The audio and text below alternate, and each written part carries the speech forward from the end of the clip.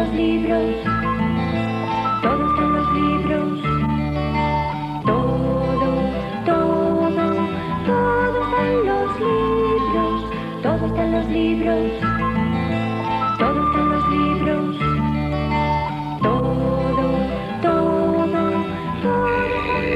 Buenas noches. Se las doy también agradeciéndole la disponibilidad, la presencia y la obra al filósofo Antonio Escootado, que en su último libro nos cuenta lo que le sucedió y lo que fue pensando al hilo de esos sucesos durante 60 semanas pasadas en el trópico. Es Anagrama quien publica este libro. Antonio, todos los trópicos son iguales. ¿Configura el trópico, cualquier trópico, una forma de vivir, una cultura, una filosofía? Te lo pregunto porque en este libro hay dos trópicos muy distantes entre sí. Sí, yo creo que hay un trópico ventilado y un trópico asfixiante.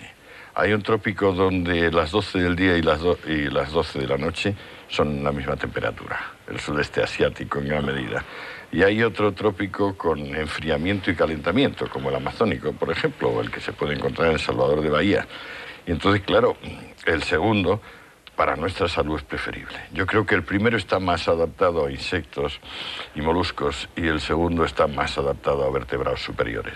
Bueno, yo le he puesto a este rato de conversación el título, entre interrogantes, el título de Levi-Strauss, Tristes Trópicos.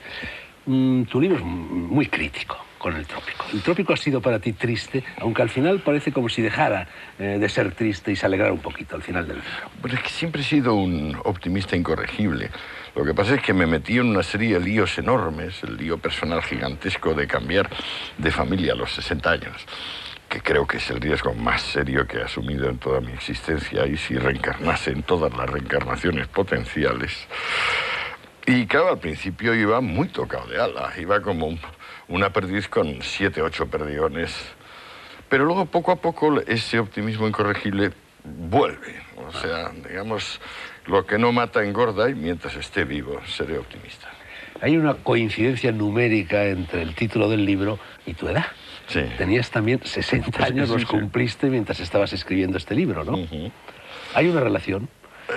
Enrique Ocaña, en esta crítica que te hizo en el Cultural del Mundo, habla de andropausia, esa crisis andropáusica que los hombres sufrimos más o menos al hilo de los 60 años, ¿no? Lo menciono, me parece que lo menciono yo en la línea 6 o 8 de la primera página.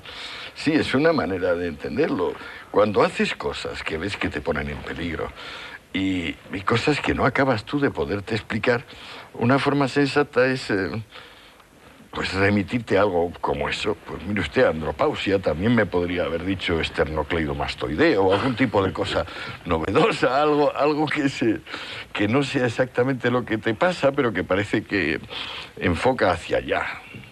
Bueno, en cualquier caso, este libro marca un giro copernicano, no solo en tu vida familiar y todas estas cosas que tú has mencionado, sino en tu propia obra literaria, obra filosófica. Por primera vez en tu vida escribes un libro abiertamente narrativo, un libro inclasificable, porque por una parte es narración de un viaje o de una estadía en cazaderos muy distintos a los habituales en ti, es un diario íntimo, muy personal, es un descargo de conciencia, es una reflexión sobre el caos de las economías dirigidas, intervenidas y el orden de las economías liberales. Sí, sí. Bueno, es que en realidad es una novela sin ficción. En su momento, cuando lo terminé, dije, pero si esto es una novela. Hay novelas con mucho parlamento. Te recordaré, por ejemplo, La montaña mágica de Thomas Mann, ¿no? Que es que los personajes se sueltan de repente 12 páginas de parrafadas. Pero ¿se puede escribir una novela sin personajes? A mi juicio, ¿por qué no?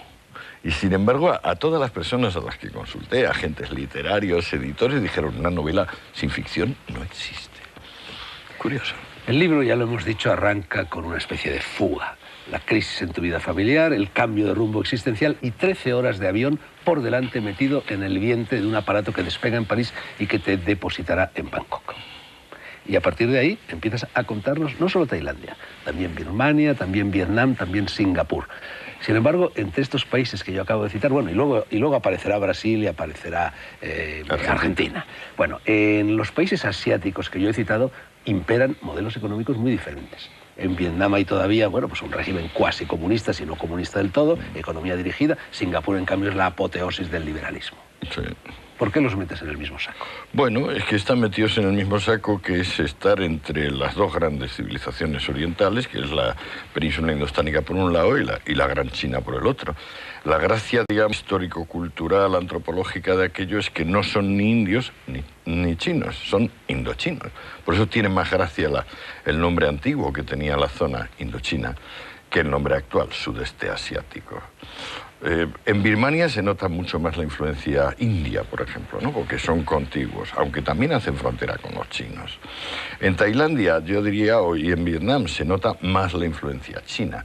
Pero es ese caldo de las dos culturas el que lo informa. Por eso, por ejemplo, en Tailandia y en todos esos países reina el budismo Theravada, que no es más que una herejía del hinduismo antiguo, y también alguna influencia de la religión oriental. O sea, habrás visto, tú te acordarás, tú has viajado mucho por estos sitios, hay dos tipos de altares en cada casa. Uno son los altares budistas y otros son los altares a los espíritus.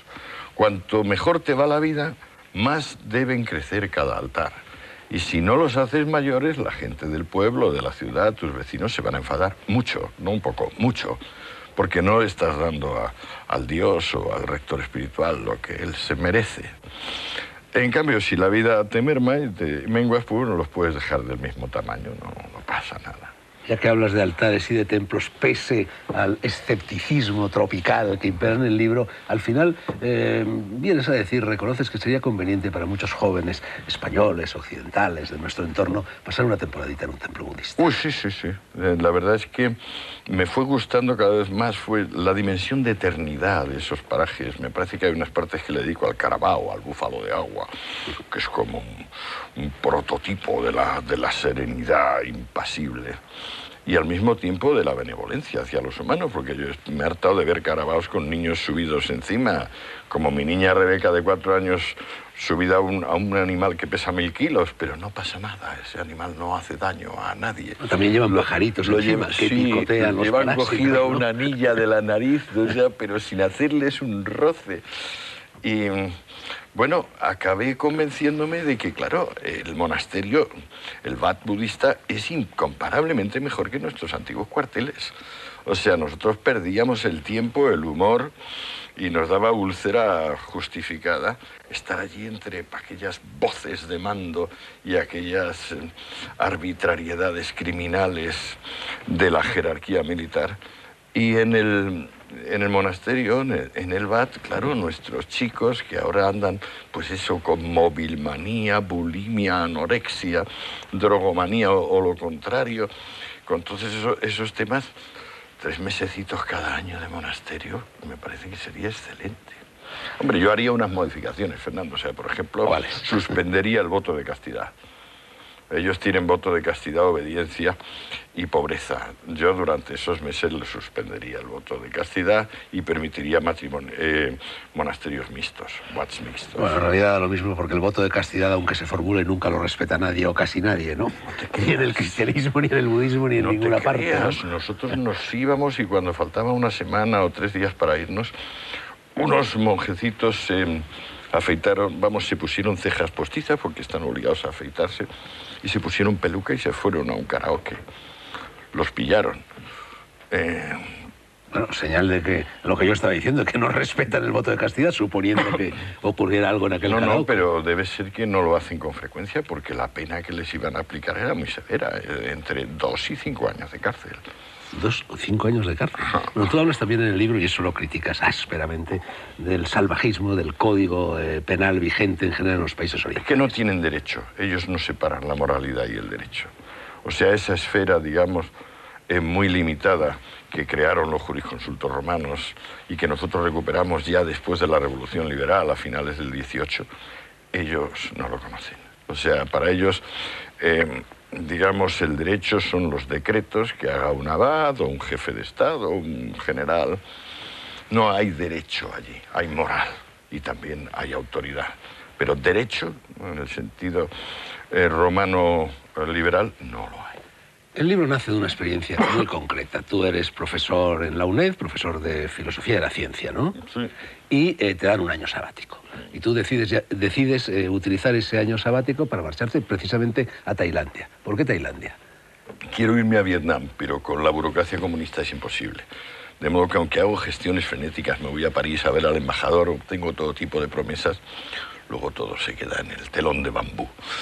Y a la última hora, cuando ya me queda una semana de que me vence el plazo para que mi universidad me conceda el sabático, me meto en internet, lanzo un mensaje y me responden 2 universidades tailandesas. Naturalmente meto mi currículum. Ahora es mucho más cómodo, porque ahora con el buscador Google simplemente coges y dicen, búsquenme en Google.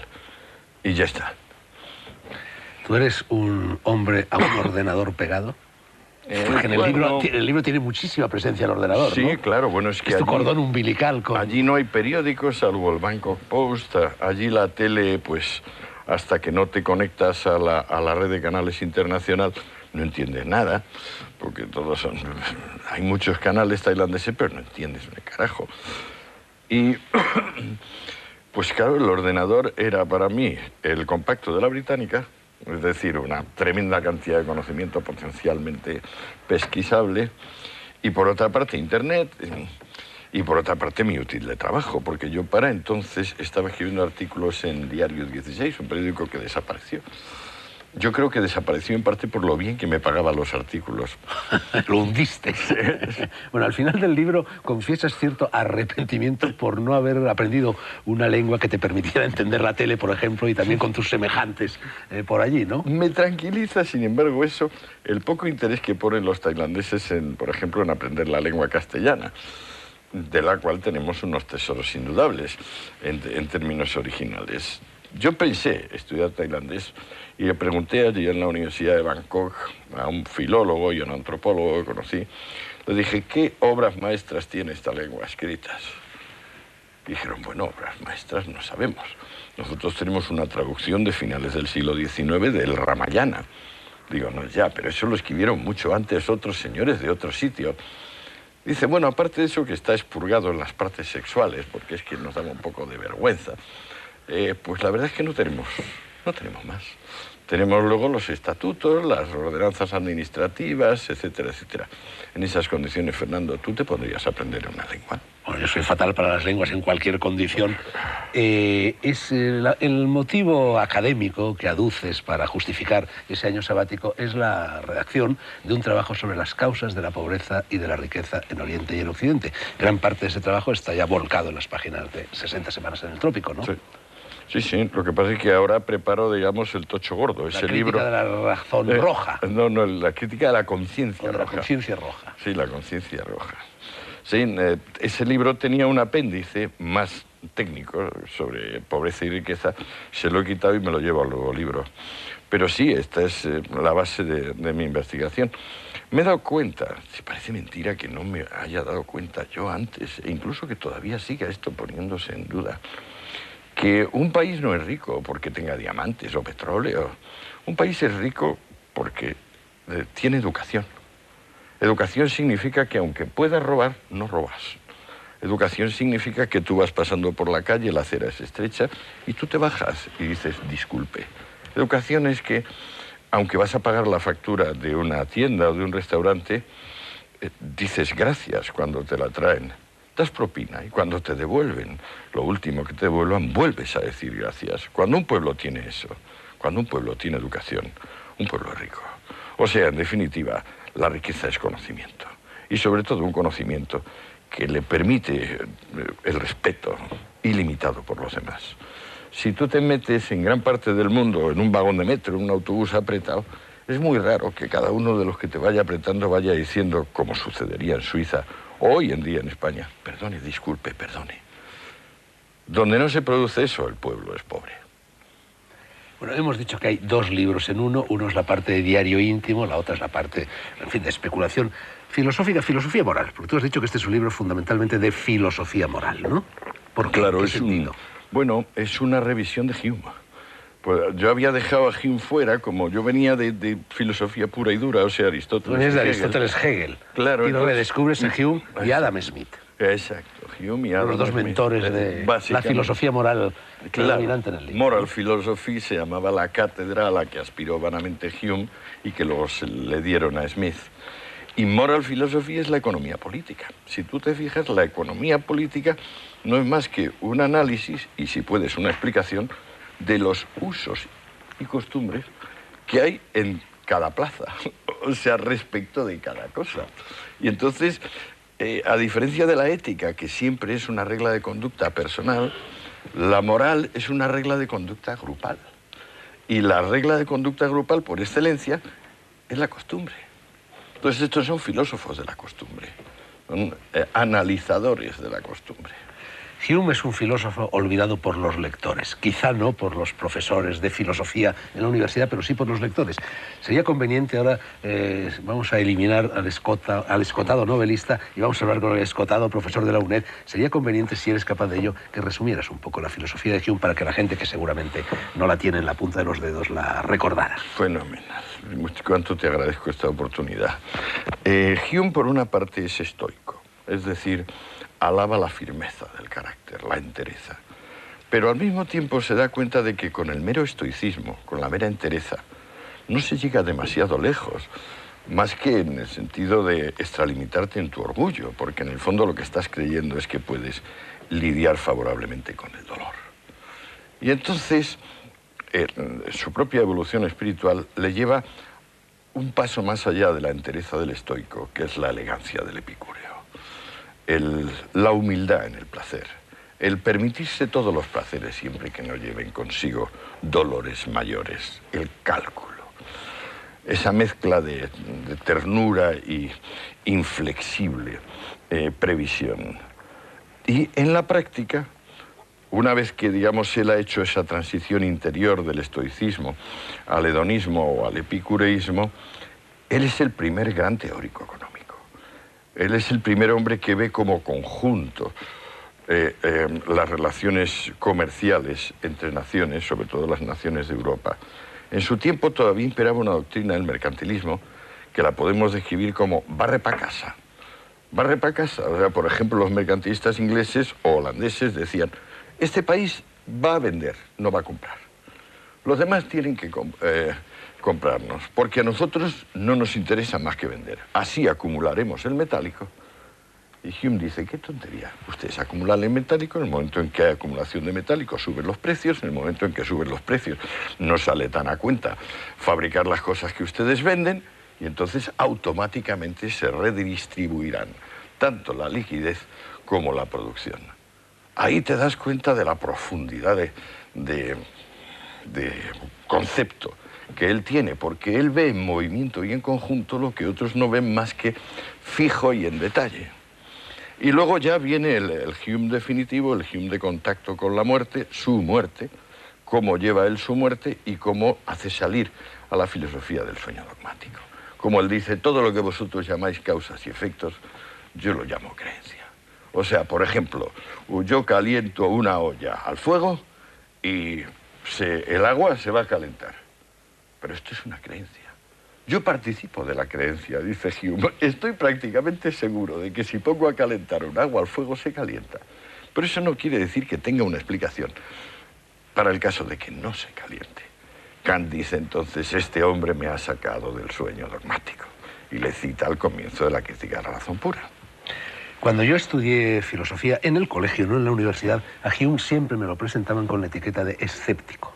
Es por eso que acabas de decir, por plantearse cualquier creencia críticamente. Por criticar el principio causal, por decir que la relación entre causa y efecto no es necesaria, sino que es un asunto de fe, de creencia. Muy valeroso, hay que ser muy valeroso. Vamos a seguir hablando de esto, pero antes vamos a hacer un pequeño bucle volviendo a la parte de diario íntimo de 60 semanas en el trópico. En la parte teórica, en la parte filosófica, tú pisas fuerte. Hay en ti incluso cierta arrogancia occidental. En cambio, en la otra parte no pisas fuerte, todo lo contrario. Tienes sentimiento de culpabilidad, eres implacable contigo mismo y vienes a acusarte de ser un hijo único, caprichoso y despectivo. Sí, sí. Ahí hay un doble criterio en el libro, ¿no? Sí, bueno, tú que conoces también sustancias visionarias, no sé si alguna vez habrás tomado ayahuasca, al menos ayahuasca tan potente y tan seguida como a mí me toca tomar ahí, o sea que son 4 Cuentas días. un viaje con ayahuasca en Brasil, 4 viajes sí. al término del libro. O sea, ¿no? alterno. Viajes anteriores a tu viaje Sí. a Tailandia, ¿no? Claro, no, posteriores, pues ese es el posteriores. final, sí, el final. Sí, está al Cuando final, estoy pero en yo creía Manaus. que se refería a un viaje Pues anterior. voy o sea, digamos, lunes, miércoles, viernes, domingo. Y claro, ya el domingo ya es mucho viajar, ya es el cuarto. Y la ayahuasca, yo creo que se diferencia de otras grandes drogas visionarias, como por ejemplo el ácido o los honguitos o la mescalina, en que es mucho más social. O sea, en que a mí por lo menos me tenía presente a todos los demás. Bueno, de hecho se toma siempre coralmente, ¿no? Incluso con factores telepáticos inquietantes. O sea, Dicen que tiene telepatina, una sí, lo sustancia llamaban activa, ¿no? telepatina. Psicoactiva. El primer químico que aisló los ingredientes activos, que por cierto se equivocó porque son 3 y él creyó que era uno solo, lo llamó telepatina. A mí desde la segunda toma me daba la incómoda sensación de que cualquier cosa que pasase por dentro de mí me la estaban captando los demás. Y yo desde luego estaba dentro de mis vecinos, o sea... Pero claro, hace falta unas dosis. Yo en España me habían dado ayahuasca un par de veces, pero nunca me había puesto ni remotamente cerca de eso. También es incómodo. En esas altas dosis tienes una tendencia a vomitar, al vómito y a la diarrea, que casi imparable. No sé, hay que estarse muy quietecito. Me preguntabas antes si yo he tomado ayahuasca, y sí, por supuesto que la he tomado aquí y en Brasil. Y a mí me sucedió en la primera ingesta de ayahuasca algo que realmente me sorprendió mucho porque no me había sucedido nunca antes en otros viajes psicodélicos. Me sucedió que me asomé a mi conciencia. Ya que hablábamos de sentimiento de culpabilidad en la parte diario y íntimo, yo me asomé a mi conciencia, la vi como un tubo, creí que ese tubo iba a estar lleno de escupitajos, de telarañas, de murciélagos, entonces me sorprendió muchísimo porque estaba limpio, bruñido, como los chorros del oro. Y entonces me descondicioné tremendamente. Bueno, y precisamente tú te vas a Oriente, y Oriente, una de las cosas que propone la sabiduría oriental es el descondicionamiento frente a todo sentimiento de culpa, lo cual seguramente tiene que ver con la existencia o no existencia del pecado original, que allí nunca lo hubo. No, sí, además ahí me lo dice. Una de mis compañeras dice, tú mereces la dicha, sabes que la mereces y sin embargo no te atreves a reconocerlo. Y lo que evidentemente me da cuando yo ya me envuelvo en la sábana y digo, bueno, vale, ahora me trago la culpa y ahora vamos a ver si me muero, ya definí tranquilamente. Entonces no solo es que no te mueres, vas respirando cada vez más firme, más claro. Y lo que va apareciendo no es el yo, estoy mejor, estoy peor, sino van apareciendo los otros. Van siendo cada vez más intensa la sustancia de todos los que te acompañan. Por eso a mí el sentimiento que me da es un sentimiento republicano, es decir, un sentimiento de cosa común, o sea, de la sustancia participada por cada uno de nosotros. A mí el segundo hecho sorprendente que se produjo en mi primer viaje de ayahuasca, te lo digo también, se lo digo sobre todo al filósofo, porque tiene bastante que ver con el ser y la nada, para ponernos así un poco pedantes. De repente vi un agujero negro y me caí en el agujero y durante aproximadamente media hora, lo sé porque al emerger del agujero miré el reloj y había transcurrido aproximadamente media hora, estuve en la nada, no existí. Y sin embargo fue extremadamente placentero. Y lo cual me ayudó a superar bastante el miedo a la muerte. A mí me pasó una cosa de tipo espeleológico, sí, o sea, de meterme en una gruta de estas sin vientos, sin luz, sin nada. O sea, a lo mucho de vez en cuando la sensación de un goteo, como en las cavernas. Yo antes me confundía cuando te decía que el viaje este de ayahuasca que cuentas en el libro había sido una experiencia anterior, pero me confundía con un motivo. Tú tienes una infancia brasileña, una adolescencia brasileña, habías vivido allí con tus padres, Viví de los ¿no? 4 a los 14 en Brasil, es mi lengua vernácula, sí, ahí es donde aprendí a leer y a escribir. Quizá eso es lo que justifica el hecho de que veas con más simpatía el trópico americano que el trópico asiático. No, me pienso ir de sabático a Salvador. Dentro de un par de años ya me toca otra vez. ¿Cómo te toca otra vez? Me toca otra vez, es que llevo 37 años de de profesor y solo me he cogido un sabático. Pero no toca cada 7 años. Cada 6, en realidad, para los que ya estamos cerca de la jubilación. Este es el último sabático, vamos, el que te vas a El tomar que por El me voy a Salvador, tomar el va a ser último, sí. el último que te queda. Bueno, hace un momento te autocalificabas como un optimista irremediable. Ya sabes que yo siempre te he llamado optimista panglosiano, incluso, y cuando publicaste el libro inmediatamente anterior, El Caos y Orden, que fue premio de ensayo Espasa, ¿no? Bueno, ya hacías gala de este optimismo panglosiano que sigue presente en la parte teórica del libro. En tu opinión, estamos aproximándonos, estoy exagerando un poco, pero en fin, gracias a la economía de mercado, al mejor de los mundos posibles. ¿También van las cosas en Occidente y tan mal en Oriente? Bueno, no al mejor de los mundos posibles, al mejor de los mundos conocidos. Yo creo que estamos mejor que hemos estado nunca. No solo nosotros, sino, por ejemplo, los chinos. Incluso me dices, Mali está peor. Mali, pues estoy hablando de una de las zonas más espantosas, o Cote d'Ivoire, que nosotros llamamos Costa de Marfil. Sí, pero la diferencia es que, por ejemplo, las estadísticas económicas nos dicen que Costa de Marfil está mucho mejor que hace 30 años y mucho mejor que hace 200. Pero es que nosotros, por ejemplo, los suizos o los españoles, estamos 300 veces mejor. Entonces, si ellos han crecido 2 o 3 veces y nosotros hemos crecido 300 o 400, eso no significa que ellos no hayan mejorado. Eso significa que no han mejorado a nuestro ritmo. Ahora, nosotros nos encontramos con problemas evidentes, gravísimos, de polución, de cambio climático, de capacidad de los padres de transmitir valores a sus hijos. Es muy difícil ahora enseñar buenas costumbres, que es la obligación de los padres. Muy difícil. Ten en cuenta que de los libros se ha pasado a las pantallas. Se parece un poco el tránsito de pantalla a pantalla al tránsito de hoja a hoja en un libro, pero es distinto. La mayor parte de nuestra juventud es analfabeta funcional, en el sentido de que sabe leer y escribir, pero ni lee ni escribe jamás. Y si incluso le dices, oye, escribe esta carta, le puede dar un ataque intenso de angustia que nos haga pensar en llamar al doctor Freud o a algún amigo suyo para que lo calmen, ¿no? Tus hijos, ya que los mencionas, tienen bastante protagonismo en el libro. Van y vienen, ese montón de hijos que tienes, porque si hubieras vivido, que viviste en la época de Franco, te habrían dado un premio por familia numerosa, ¿no? Sí. 6, y creo que vas a incorporar un 7º en fecha próxima. Sí, voy a incorporar un 7º, sí. ¿Cómo reaccionaban tus niños cuando llegaban al trópico, ante el trópico? Cada uno a su manera, porque cada uno tiene su edad y tiene su constitución. Es el más divertido, el que yo creo que el que más hablo es mi hijo Jorge, que es hercúleo, tiene la bondad, la salud y la energía de Hércules. Incluso sexualmente. Cuentas ciertas proezas en la isla aquella que sirvió de base a una película, horrenda la película. Por cierto, sí, ¿no? Pero es verdad que consiguió, digamos, cohabitar con varias mujeres y al mismo tiempo evitar que le tocasen la cartera.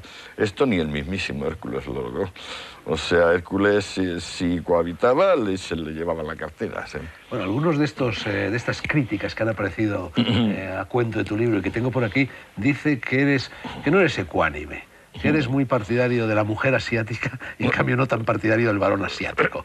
¿Razones sexuales aparte, hay algún otro motivo así de más profundidad? Bueno, batallitas no hay ni una en este libro. No, batallitas tuyas, al contrario, permaneces casto a lo largo del libro. Sí, soy completamente casto a lo largo del libro. Pero defiendes a la mujer asiática y en cambio atacas duramente al varón asiático. Es que la mujer asiática trabaja, el hombre asiático no trabaja.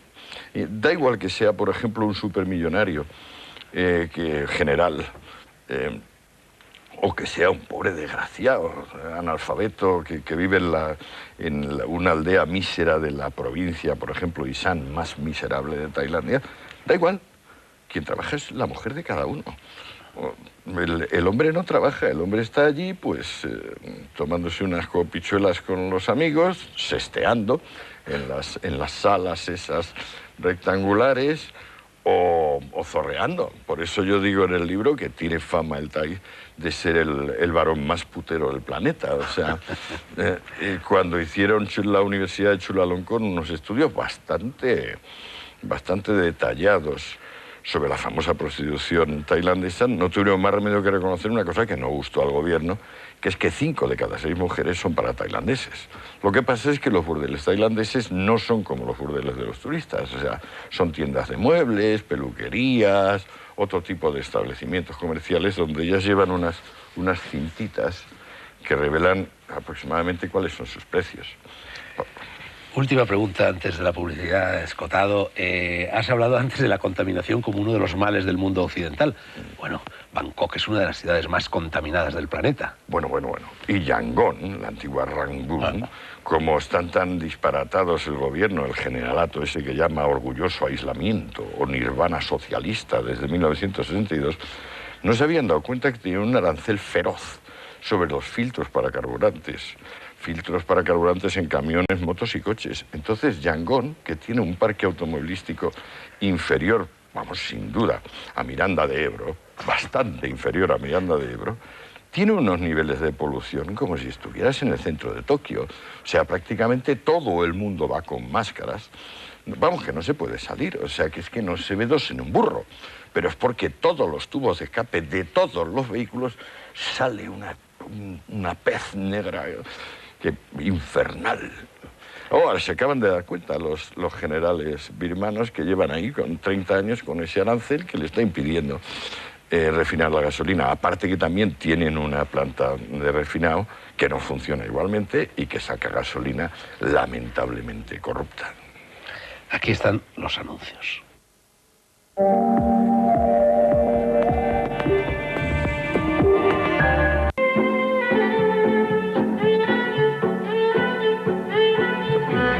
Segunda parte de Negro sobre Blanco. Un solo autor y un solo libro en ella. El autor es el filósofo y un poquito novelista últimamente Antonio Escotado, y su libro, que es donde por primera vez se acerca al género narrativo, es este, 60 semanas en el trópico, publicado por Anagrama. Antonio, en el libro hay muchísimas descripciones. Te demoras, te recreas, se ve que disfrutas en ellas. Descripciones botánicas, descripciones zoológicas, descripciones de usos y costumbres, de todo. Sí, yo creo que es la base, o sea que si el libro tiene algo defendible, es eso. Pero esto, a su vez, viene de otra cosa. Viene de mi convencimiento, de ahí creo que me sale ese irreprimible optimismo, de mi convencimiento de que lo real siempre supera a lo imaginario. O sea, lo concreto, lo observado, es siempre muchísimo más rico que lo previsto, que lo, digamos, anticipado.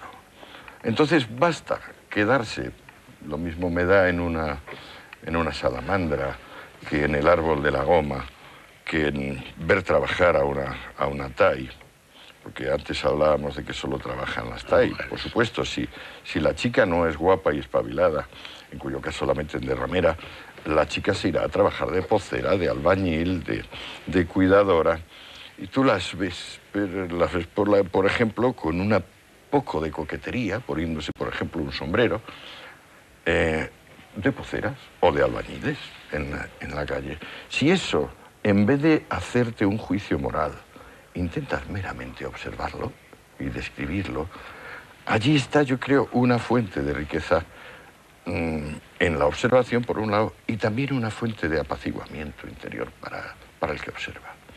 A mí me da por el saco bastante que en filosofía se haya confundido la ciencia con la predicción. La ciencia es, ante todo, observación. En esas descripciones de usos y costumbres, de botánica, de fauna, etcétera, hay algo que parece que no te gustaba demasiado, y es la alimentación. Te quejas reiteradamente de ella en el libro. Pues es que no entiendo cómo los países que más necesitan la higiene, porque más rodeados están de agua dulce, que se pudre tan fácil, y de una temperatura media de 28 grados, con el 99,9% de humedad, yo no entiendo cómo esas personas no se han dado cuenta de que si mueren tan pronto, si tienen ese mínimo tamaño, si están tosiendo desde el nacimiento hasta la muerte, si tienen tantas enfermedades, es porque no han descubierto la higiene. Es asombroso que la higiene la descubra Lord Lister y unos señores escandinavos en unos países donde la putrefacción y la fermentación tienen unos niveles de desarrollo a lo mejor 10.000 veces inferiores. Esa falta de higiene en general, pues claro, me escandalizaba. Tú te entras a un restaurante y bueno, la comida que te dan, pero ¿cómo te atrevas a penetrar a la cocina? Entonces ya llega la truculencia. Sin embargo, no solo se vive de pan, y en Tailandia existe la mejor hierba que yo he fumado nunca. Sí, hay una hierba extraordinaria pues, que probablemente viene de eso, de la tremenda humedad y de que el terreno, pues hay tal fermentación, hay tierras rojo-negras. Y yo creo que además, como las tienen allí hace tantísimas generaciones, deben ser muy buenos cultivadores. Es como los iraníes y los turcos con la dormidera o yo qué sé, ¿no? Los de La Rioja con la vid. O sea, que es que hay raíz, hay raigambre. Bueno, esas virtudes también tienen que ver seguramente con la proximidad al Ecuador, ¿no? Cuanto más cerca se está del Ecuador, mejor, claro. Más fuertes, más vigorosas son esas sustancias. Y sin embargo, hay pena de muerte. En un país como Tailandia, donde siempre se ha fumado marihuana, hay pena de muerte para la posesión de marihuana. Es ridículo. Y en Malasia, y en Indonesia, y en todos estos países, ¿no? La cruzada... Eso sí que es una violación de los derechos humanos, un disparate jurídico, ¿no? Una desproporción entre causa y efecto verdaderamente... Ahí viene la falta de derecho de estos países. O sea, como no se conoce el derecho, como para ellos el derecho es simple legislación, o si no, moral establecida, resulta que la cruzada antidrogas la exportan los norteamericanos, con grandísimas dificultades. Yo tengo referenciado históricamente cómo todos estos países, concretamente el Siam, que es como se llamaba antes Tailandia, se opone a gran parte de los tratados y las iniciativas de los Estados Unidos, igual que se oponen vehementemente Turquía e Irán. Y ahora han pasado 80 años y son los verdaderos adalides. O sea, en Estados Unidos no hay pena de muerte y ellos sí la tienen. O sea, ser más papista que el Papa, ¿no? Más papistas que el Papa y se identifican en el horror ante sus propias drogas. Y en cambio, por ejemplo, en Tailandia está muy bien visto el whisky, el vino. Bueno, pongámonos serios y regresemos otra vez a la filosofía del libro, a la antropología, que también la hay del libro. Tú vienes a sostener que hay dos modos genéricos, dos grandes modos genéricos de entender la vida: el planeta interior y el planeta exterior. Y hablas de la necesidad de que el uno y el otro se compenetren. Estaban recíprocamente aislados hasta que llegó la globalización, y esa tentativa de compenetración entre el planeta exterior y el interior es el gran reto al que en estos momentos se enfrenta la condición humana. Explícanoslo un poco mejor de lo que lo he hecho yo. Es el presente. Digamos, ellos tienen una idea antigua del valor. Valor es igual a trabajo. Valor es igual a horas de trabajo aplicadas a cada cosa. Pero nosotros sabemos que eso no tiene ninguna realidad. Nosotros sabemos que valor es igual a servicio. Por ejemplo, todos los televisores ocupan el mismo tiempo de trabajo aproximadamente a quienes los producen. Sin embargo, a ti o a mí, si no tenemos un televisor, tener uno nos vale mucho. Tener dos menos, tener 130, nos resulta odioso y estamos dispuestos a hacer lo que sea para liberarnos de ellos. Sin embargo, todos estos televisores cuestan lo mismo en hora. O sea, en estos pueblos todavía no cunde la idea de que para vivir, y sobre todo para vivir bien o muy bien, lo que tienes es que ser capaz de prestar servicios útiles a otros. De alguna manera todo el mundo se queda en su nicho, el que ha nacido rico en su riqueza, el que ha nacido pobre en su pobreza, y esta sensación de tengo que darle a la cabeza para encontrar algo que a otros les sea útil. Si encuentro algo que les sea muy útil, lo mismo el tetrabric que estos, los POSIT, por ejemplo, el descubridor de los POSIT, estos papelitos que se pegan, este señor será inmensamente rico. ¿Por qué? Porque ha hecho un favor, aunque sea chiquitito, a una inmensa cantidad de personas. Este respeto que viene con la ciudadanía y con la revolución que impone el derecho, donde antes no había más que legislación o veleidades morales de cada lugar, esta revolución es la que funda el planeta interior, pero ha tenido tal éxito que se difunde por todo el orbe. Y entonces hay como es el desasosiego, el terror de perder pie y de meterse en otras cosas, pero al mismo tiempo cuando tú ves a los thais o ves a los birmanos o ves a los vietnamitas, comprendes que si bien la gente de nuestra edad está un poco fuera y está dispuesta todavía a vivir de los cocos y de los otros frutos, de las papayas, o de unos pollos que andan por ahí, desplumados naturalmente, porque hace tanto calor que plumas no tienen, te das cuenta que todas las generaciones jóvenes están dispuestas a lo que fuere, por un Walkman, por un Vespino, un velomotor, por ropa de marca, por ponerse la gorra del revés y por irse a un 7-Eleven a parecerse a una reunión en Manhattan o en las Ramblas. ¿Cómo anda aquello ahora de hippies? ¿Sobreviven? Está ¿Quedan lleno de grupúsculos? hippies, está lleno de hippies. O sea, el que quiera buscar hippies se tiene que ir a Tailandia y a Vietnam. Esto que se llaman raves, las fiestas donde toman pastillas, donde toman éxtasis. Y donde tu hijo ejercía como Hércules. Esto es increíble porque antes celebraban uno al mes por luna llena, luego celebraron por cuarto creciente, luego por cuarto menguante y luego celebran por luna negra, es decir, no luna. Todas las semanas estoy hablando de raves de miles de personas, tanto en la isla de Samui como en la del frente, que es la más hipiosa, más espiritualoide, que se llama Koh Phangan. Y más asombro me ha causado... Allí es donde se rodó la película esta que mencionábamos antes de la isla. Un poco más allá se rodó la isla, en una cosa que se llama Marine Land o Marine Park, que son más bien islotes, no de tanto tamaño como Koh Phangan y Samui. Pero es que he visto raves en Vietnam. Y he visto raves multitudinarios en Manaus, que al fin y al cabo aquello es la en Vietnam, con un régimen comunista. En Nha Trang he visto raves poderosos, he visto raves de miles de personas, de las cuales el 90% o el 80% serían occidentales, australianos, neozelandeses, norteamericanos e ingleses, pues naturalmente eran los abastecedores también, eran los que venían con las pastillas y los que venían con los disc jockeys y la música. Trazas, por cierto, un paralelismo entre Nha Trang y lo que fue Torremolinos y la Costa del Sol, ¿no? Sí, sí, bueno, es que hay algo parecido, o sea, digamos, el desarrollismo este inicial. Allí afortunadamente las casas son un poco más bajas, pero también en Torremolinos en principio eran más bajas. O sea, ojalá no se estropeen como se ha estropeado Torremolinos, pero en el fondo se parece. Hay algo, una monstruosidad, que denuncias insistentemente en el libro, que te irrita mucho, que también a mí me irrita muchísimo cuando voy a estos países, pero que sin embargo tiene que ver con uno de los valores del mundo occidental, con el turismo. Me refiero al doble rasero económico. Me refiero al hecho de que tú, en cuanto rostro pálido que viene de fuera, vas a un hotel, compras un billete de avión, comes en un determinado sitio, llegas a un museo y tienes que pagar mucho más de lo que pagan los locales. Sí, sí. Eso realmente es de una inmoralidad. Fíjate que en la India, por ejemplo, entrar en el Taj Mahal, y todas las personas que van a la India quieren entrar en el Taj Mahal, cuesta 8.000 pesetas, que es muchísimo más de lo que gana un honrado trabajador indio a lo largo de todo un mes o de 2 meses, ¿no? No, y en Tailandia y en Birmania hay, bueno, y en Vietnam, se llama cortesía con el nacional, que si tú haces una cola... Y descortesía con el foráneo, claro. Claro, si haces una cola y ya al final llegas ahí, pero tienes 2 thais o 2 vietnamitas detrás de ti, tienes que hacerles espacio y ellos van a ser despachados antes para lo que fuere, un visado, un pasaporte, un permiso de esto o de lo otro, pagar el teléfono. Y tú dices, bueno, sobre todo, esto es tanto más inaudito cuanto que ellos están enviando millones de personas a Europa, a Estados Unidos, a Australia, a Canadá, millones de personas que necesitan solidaridad, todo lo contrario de discriminación.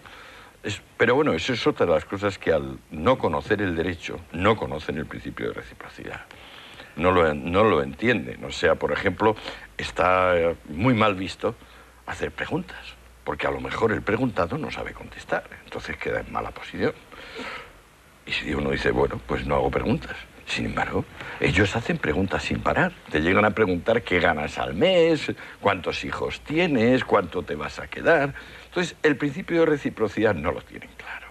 O sea, simplemente la vieja cosa mercantilista de barrer para casa, barrer para casa, barrer para casa. Y tú dices, no, si donde vamos a ser prósperos es todos reconociéndonos a todos. Un respeto que todos nos merecemos. Pero no, eso cuesta. Los occidentales tienden a creer que la filosofía es un producto exclusivamente occidental, que nace en Grecia y alrededor de Grecia se produce una serie de círculos concéntricos, Alemania, etc. Sin embargo, hay también una filosofía oriental, una filosofía poderosa, una filosofía incluso en muchos casos anterior a la formulación filosófica de la Hélade, ¿no? Sí. ¿Has aprovechado tu paso por allí para estudiar un poco esta filosofía? Pues sí, la verdad es que sobre todo la religión que tenía allí, que era el budismo Theravada, el budismo del sur, que llaman también de los antepasados o democrático, esto sí que le estuve prestando mucha atención a través de un amiguete que llevaba allí 20 años y tenía gurús, son bastante sabios. Es decir, uno se encuentra en los monasterios budistas un señor trilingüe con toda tranquilidad que le está hablando igual de André Malraux que de Aristóteles.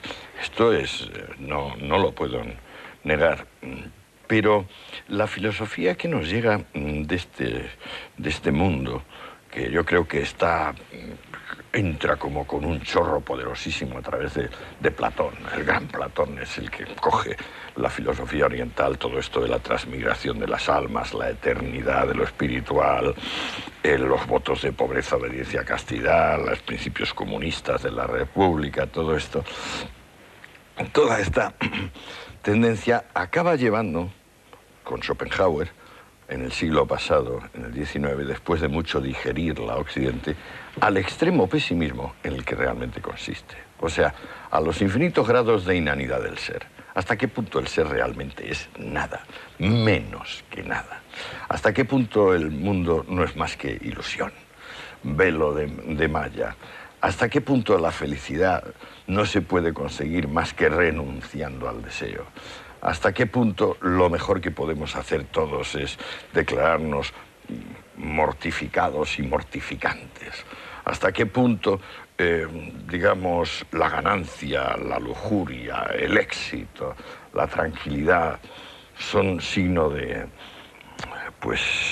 falta de virtud moral? En ellos hay mucho pesar, mucho dolor. Es una filosofía que hurga bien en los fundamentos de la tristeza, de la pena. Pero el escepticismo que existe en Oriente respecto a la realidad es solo respecto a la realidad inmediata. Ellos no es que apuesten por la nada, ellos dicen que hay otra realidad que no es ilusoria, que no tiene que ver con los sentidos y que es la que hay que para acceder a ella hay que rasgar el velo de Isis. O sea que en realidad no es un nihilismo.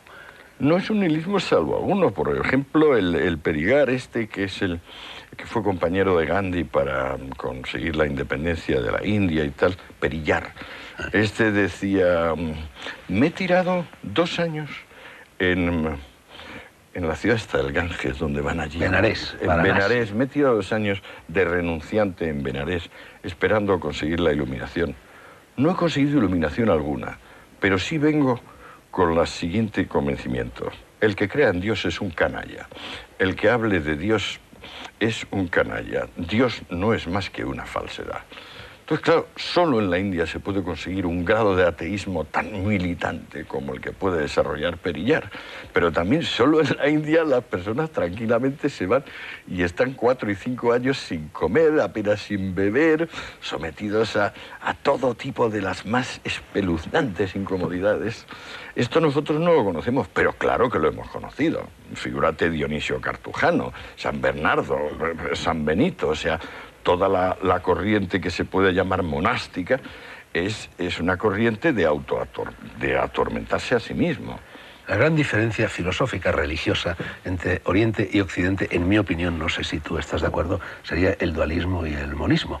Todas las religiones occidentales son dualistas y en cambio las religiones orientales y también la filosofía oriental es monista. Existe una sola sustancia, una sola energía, una sola materia en el universo y eso quizá es lo que explica ese inmovilismo social al que tú te refieres en el libro. Sí, puede ser. Sí, yo creo que nosotros también estamos dejando de ser dualistas. O sea que ya no nos vale eso. Por eso, digamos, nosotros somos cada vez más partidarios de la complejidad, Fernando. No es ni 1 ni 2, ni 3, como la Trinidad cristiana. Es una totalidad que se autoproduce, que no es previsible, que más que nada es observable a posteriori, que si uno la mira con ecuanimidad, pues normalmente le va a dar más resultados que si uno la mira con la severidad del que dice tienes que ser así o tienes que ser asado. Todo lo que decías al comienzo de esta entrevista, que ya está terminando, acerca del estoico, acerca del epicúreo, acerca del lícito ejercicio del placer, se da de bruces con el budismo, se da de bruces con la filosofía oriental, porque en definitiva lo que tú estabas proponiendo era el apego como causa del placer y para eliminar el dolor, y en cambio allí te dicen exactamente lo contrario. Es el apego lo que genera el dolor y es el desapego lo que genera la felicidad. Claro, pero es que está muy claro. Nosotros, un señor como Siddhartha Gautama, que se va a la calle, donde normalmente, vamos, su padre y su madre le tenían separado de la calle para que no viese el sufrimiento, para que no viese los límites, y un día ve un enfermo y otro día ve un muerto, y entonces empieza a preguntar, pero es que hay enfermedad, hay dolor, hay muerte. Y le resulta tan insoportable eso que se lanza durante años y años a una vida de extrema mortificación. Y al final ya debajo del árbol Banyan dice, pues aquí me quedo hasta que me muera porque no estoy dispuesto a vivir una vida dolorosa. Y entonces es cuando ya le llega el nirvana, le llega la iluminación y le deja de doler. Vuelve y la mujer le dice, pero has estado mucho tiempo fuera. ¿Qué le has traído a tu hijo que ya ha crecido? Y saca este hombre, este mega depresivo, un cuenco de mendigo y le regala el cuenco de mendigo a su hijo. En nuestra cultura, ¿tú crees que se admite que un padre, en vez de cuidar de su mujer y de su hijo, se largue a mortificarse y luego le regale un cuenco de mendigo para que vaya a hacer la calle? Naturalmente, nosotros tenemos otras ideas sobre la felicidad. Pero no conduce el dualismo a un exceso de competitividad y a menudo incluso a guerras, que sería ya el colmo de la competitividad, y en cambio el monismo a lo contrario, a la cultura de la negociación, a la cultura de la complementariedad frente a la competitividad. Ojalá fuese una esfera de negociación. Antes mencionabas la tremenda discriminación de precios y tratamiento que veríamos ahí. No hay negociación alguna. Pero eso es imitación de Occidente, esa voracidad. No hubiera sucedido hace 40 años, antes de que llegaran las masas turísticas. No es cierto. Tú vas a Brasil, por ejemplo, y a nadie se le ocurre cobrarte la cerveza diferente porque no eres negro o no eres indio. Eso solo te pasa en el sudeste asiático. Y en África empieza a pasar también. En África también. También pasa, sí, es cierto. Pero hay sitios donde pasa y sitios donde no pasa. Tampoco pasa en México, por ejemplo. Y no es que gran parte de la población de México no sean aborígenes. Bueno, pero tampoco pasa en Japón, que es Oriente. No, porque Japón es civilizado, igual que no pasa en Singapur. No, claro, no, eso es signo de incivilización. No, estamos hablando de la competencia, es un tema que no hemos tocado, del mayor interés. La competencia, en realidad, es meritocracia. La competencia quiere, por una parte, que el que mande no sea el productor, sino que el que mande sea el consumidor. Y entonces somete a los productores a una meritocracia. Es decir, el que produzca el servicio más útil, más rápido, más seguro y más barato, se queda con el cliente. Ellos, como no tienen ese afán de autoemulación, es decir, ese gusto por la perfección, el primer problema que se encuentran es que los productos que sacan adelante son unos productos muy defectuosos. Yo menciono, por ejemplo, las neveras Nacional, que ellos tienen un monopolio como tuvieron la SEAT en España de los coches, y ellos ya saben, hace 20 años, que la puerta de la nevera grande y de la mediana, la puerta del congelador, que es de plástico, la bisagra de arriba, se rompe a la tercera vez que se abre. Solo saben hace 20 años, pero sigue la bisagra haciendo eso con graves problemas, porque entonces se hace demasiado hielo, se derrama. No es que lo piense yo lo observé durante un año, pero luego fui comentando con amigos, dueños de hoteles. Pasa así. Esto entre nosotros es imposible. ¿Por qué? Porque hay una competencia y hay otras neveras y la Nacional pues ocuparía el lugar que ocupa nuestra ciudad. Pero ¿no choca el concepto de la meritocracia con el concepto de igualitarismo que es el imperante en la cultura judeocristiana del mundo occidental? Bueno, pero es igualdad, estamos ya fuera de tiempo. Fernando, es igualdad ante la ley. Es igualdad ante la ley, que no tiene nada que ver con igualdad patrimonial. O sea, tú ganas más dinero que yo porque tú trabajas más que yo. ¿Cuándo llega la crítica de la conciencia roja? Sí, entonces... Que será también una crítica de lo que llamas la santa pobreza. El otro día leía un artículo tuyo en El Mundo. La secta de la secta de la santa pobreza. Sí. ¿Está al caer? Pues mira, la verdad es que me está gustando tanto... ¿Que va a ser así de gruesa o qué? Sí. Va a ser yo pensaba hacer una chalupa poética y me va a salir una coraza. Hasta aquí, 60 semanas en el trópico. Antonio Escotado, Anagrama. La filosofía de este libro, escrito a caballo entre Oriente y Occidente, entre el trópico y la zona templada, entre la economía, la antropología, la política y la filosofía, entre la confesión y el desahogo, entre lo personal y lo general, la resume el autor en los 4 versos de una nana brasileña que, según dice la última página del libro, no consigue quitarse de la cabeza. La nana reza así. El clavel riñó con la rosa sobre el alféizar de una ventana. El clavel salió herido, la rosa despedazada. Antonio Machado vino a expresar más o menos lo mismo cuando escribió aquello de busca a tu complementario que marcha siempre contigo y quiere ser tu contrario. Lo propio del ser humano es conciliar, armonizar, negociar y no romper la baraja. A lo primero, el espíritu de complementariedad se le llama ilustración. A lo segundo, el espíritu de enfrentamiento, de competitividad, caiga quien caiga, se le llama barbarie. Gracias, Antonio. Extiendo esa gratitud a todos ustedes. La vida sigue y negro sobre blanco también. Volveremos. Buenas noches.